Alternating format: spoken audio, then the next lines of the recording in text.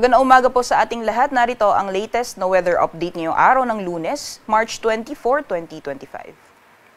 Sa kasalukuyan po ay wala pa rin tayong binabantayan na LPA o bagyo sa loob at labas ng ating Philippine Area of Responsibility. Bagamat asahan pa rin po natin ang mga pagulan sa ilang bahagi po ng ating bansa, particularly dyan po sa may Southern Luzon, Visayas at Mindanao, dulot po ng epekto ng easterlies, pati na rin po ng Intertropical Convergence Zone. So ilang bahagi po ng Southern Luzon, pati mostly dito sa may western portions ng Kabisayaan, magiging maulan pa rin po ang panahon dahil sa epekto ng easterlies. At kung makikita po natin itong mga kumpul na kaulapan na posible pong nakakaapekto dito sa may ilang bahagi ng Mindanao, yan po yung Intertropical Convergence Zone or ITCZ, at dahil po dyan maaaring maranasan pa rin po yung mga pag-ulan mostly dito po sa may western at southern portions ng Mindanao ngayong araw.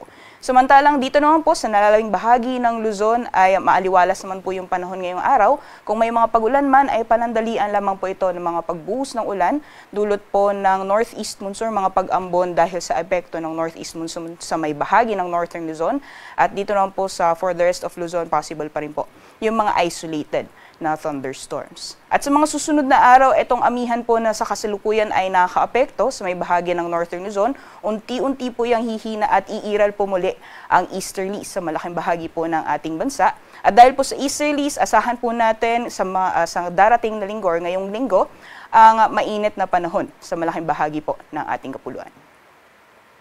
So magiging lagay naman po ng panahon ngayong araw dito sa Luzon dahil po sa epekto ng easterlies, maaring maranasan pa rin ang mga pag-ulan sa may bahagi po ng Bicol Region, pati na rin po dito sa Romblon. Samantalang sa nalalabing bahagi naman po ng Luzon ay magpapatuloy po yung generally fair weather conditions. Kung may mga pag-ulan naman ay mga panandalian lamang po ng mga pag-ambon dito po sa northern Luzon, and for the rest of Luzon, possible pa rin po yung mga isolated na thunderstorms, especially pagdating po sa hapon o sa gabi.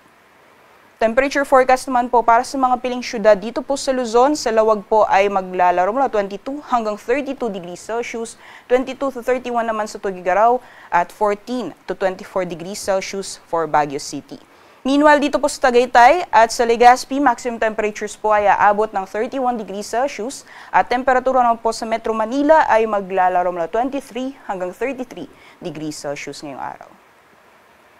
Sa magiging lagay naman po ng panahon for the rest of the country, for Palawan, Visayas, and Mindanao, dahil po sa epekto ng easterlies, ay possible pa rin pong maranasan ang mga pag-ulan dito po sa Palawan, pati na po sa Western Visayas at sa summer provinces. Meanwhile, sa may bandang Mindanao naman po ay nakakaapekto ang Intertropical Convergence Zone. So may Zamboanga Peninsula, sa Bangsamoro, or sa BARMM, gayon din sa Soc-Sargen at Davao Region, magiging maulan pa rin po ang panahon dahil sa Intertropical Convergence Zone or ITCZ. For the rest of Visayas and Mindanao, generally fair weather po tayo. Kung may mga pag-ulan man, ay dulot po yan ng mga isolated na thunderstorms na mas madalas din pong nararanasan pagdating po sa hapon o sa gabi. Temperature forecast naman po para sa mga piling syudad dito po sa Palawan, for Kalayaan Islands at Puerto Princesa, maximum temperatures po ay aabot ng 31 degrees Celsius. For Visayas naman, Iloilo ay aabot din ng 31 degrees Celsius at maximum temperatures naman po dito sa Cebu at sa Tacloban aabot ng 32 degrees Celsius.